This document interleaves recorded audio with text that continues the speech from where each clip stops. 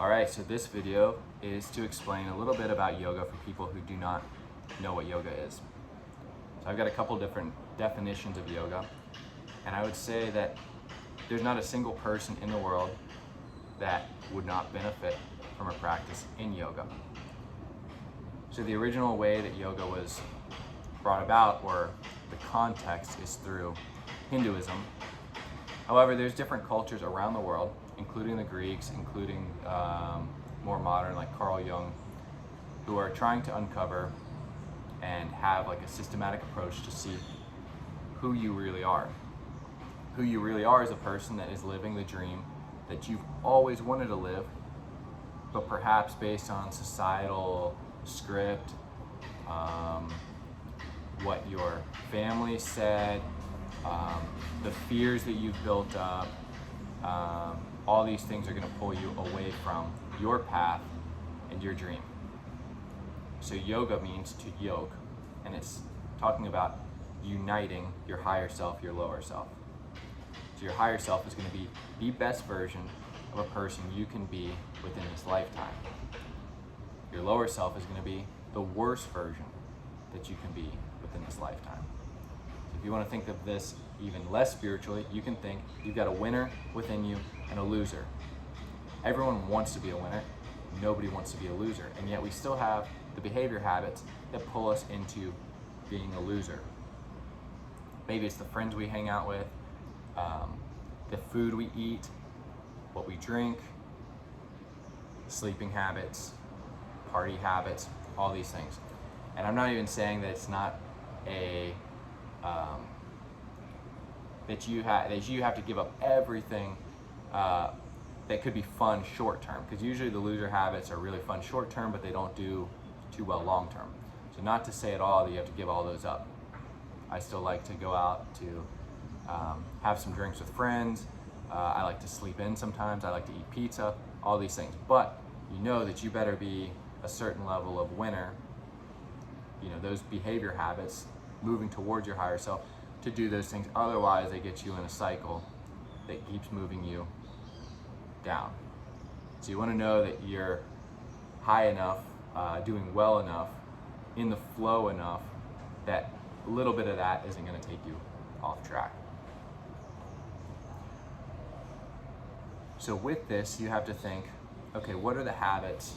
Well, first of all, you have to have a clear vision of who you want to be and the dream you want to live. For that to happen, you probably have to clear your mind a little bit, unless you already have a clear vision of who you want to be. But let's say you're like, I don't even know who I want to be. I don't know the dream I want. I'm doing something like a job that I hate, and I don't want to be doing this anymore, but I don't know what it is I want to do. So for me, when I feel in this situation, I try to cut out all stimulation and all comfort, because comfort is going to trap you, and comfort can come in the form of alcohol, too much comfort in your home, Netflix, all these things. Those things make you want to sit in place. They make your spine kind of collapse because you start getting weaker. Less comfort makes you stronger.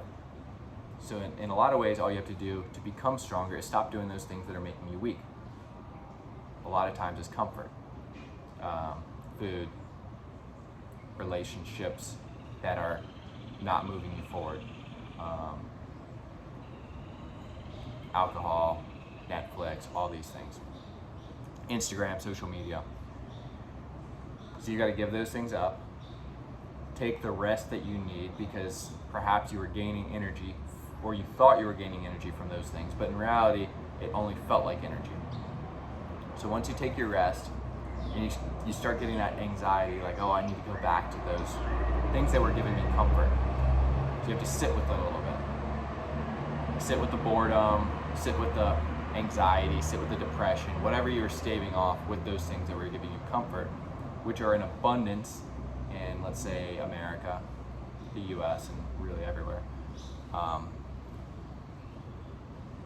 Give up those things for a week, something like that, and see are you really where you want to be? Most of the time, if you've been surrounding yourself with comfort and you take that away, you realize you are absolutely not where you want to be. So start writing down how you're feeling every single day, who it is you want to be, who that winner within you is. And it has nothing to do with beating other people. It has to do with being better than you currently are right now. And to be better than who you currently are right now does not require an immense amount of effort. Similar to, let's say, swimming. Okay, if you use an immense amount of effort with swimming, let's say you got dropped off 1 mile in the ocean from shore. If you use an immense amount of effort with poor technique, you're probably going to drown, and you're going to be in a survival situation. Most people are in a survival situation in their daily lives, and they're only buoyed up by external support. So like, let's say someone has a life jacket and they don't know how to swim. Well, that person's at the mercy of the currents. And if that life jacket fails or they don't have it, they're going to drown. You want to be the person that can get dropped off a mile at sea, and you're like, this isn't that big of a deal. And you just start swimming using perfect technique. So if you're using perfect technique and you just stay in motion, you'll get to where you want to be. And that's what a lot of people are missing when they buoy themselves up by external support, comfort. Now, back to kind of the winner versus loser, higher self versus lower self. You want to use the winner to guide the loser up. Okay, so if you only identify with the winner and let's say your strengths, and you neglect your weaknesses, that's going to be a problem, because those weaknesses are going to constantly pull you down. If you're constantly pulled down, you're having to use more effort up here to not sink. If you use your higher self to guide your lower self up, you have to use almost no effort to get to where you want to go. At that point, you're in the flow. This requires a lot of discipline. However, it's not the discipline of someone who's really going after it, or let's say the discipline of someone in the military who has to use a lot of someone yelling at them, or a really bad situation to get them moving. This is the discipline of a surfer, where in surfing, nearly every single maneuver is to get you to the breaking part of the wave, which is going to give you the most energy.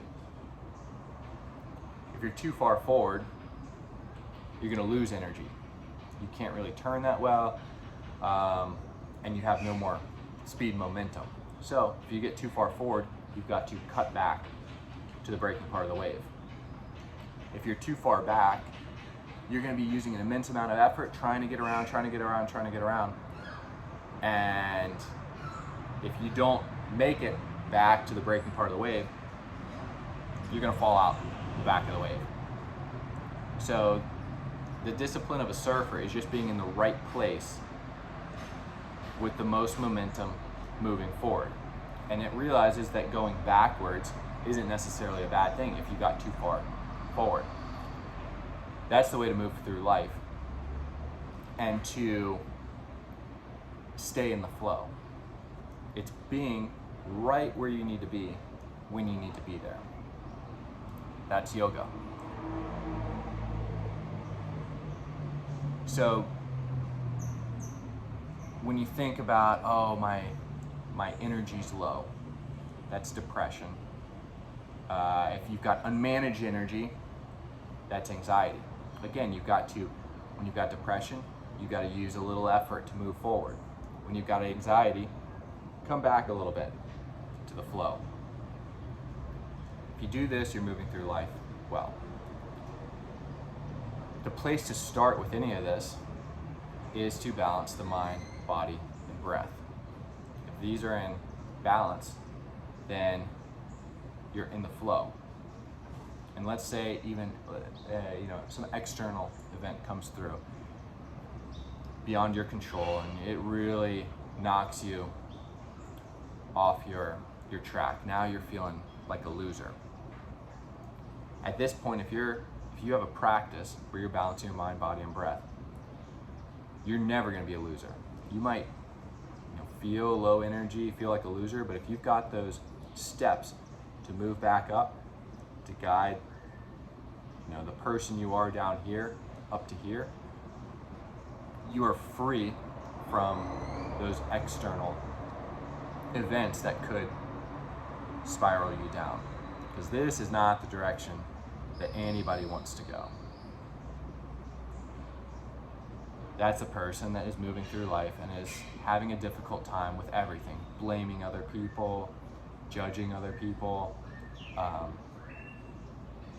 living in fear, living in doubt of themselves, all those things. So, best way is to move through life like a surfer, in the perfect part, in the flow, using good technique so that you're not using excessive effort, and balancing the mind, body, and breath. Body has to be strong and flexible. Your breath has to be able to be manipulated in a way that you can breathe like a calm person, you can breathe like a person that has energy. And in this way, you can control your thoughts and the tension in your body.